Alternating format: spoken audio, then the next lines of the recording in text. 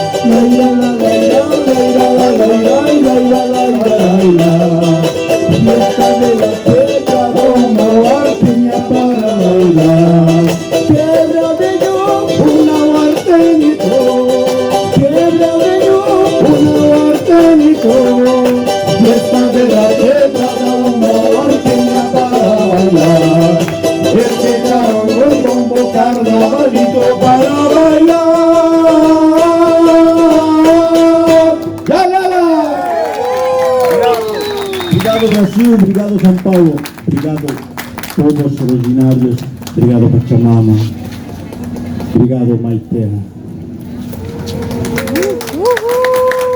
Gratidão, Fred Carilho, muito obrigado. Obrigado, Grande Espírito, obrigado, Mãe Terra, igual você falou. Muito obrigado, meu irmão. Obrigado a todos os presentes. Este foi o segundo festival ECEIF Povos Originários. Mais uma vez agradecendo ao teatro, à prefeitura, à Secretaria Municipal de Cultura, à equipe de produção, a todos os trabalhadores que aqui estiveram, da prefeitura, aqui do teatro, todos trabalharam no apoio, na segurança, os bombeiros, a limpeza, e vocês, né, o público presente, que prestigiaram, estiveram aqui até o fim, mesmo pegando o sol, as nuvens, né, e o frio. Então, muito obrigado a todos vocês. Vão acompanhando as redes sociais, onde a gente vai colocando as programações, e que a gente desperte para ser indígena no coração, né? Desperte para o respeito, para a paz e para o amor com a natureza, incluindo o ser humano, mas também todos os outros seres vivos. Gratidão, muita paz, amor e luz. Ao Eté, arro!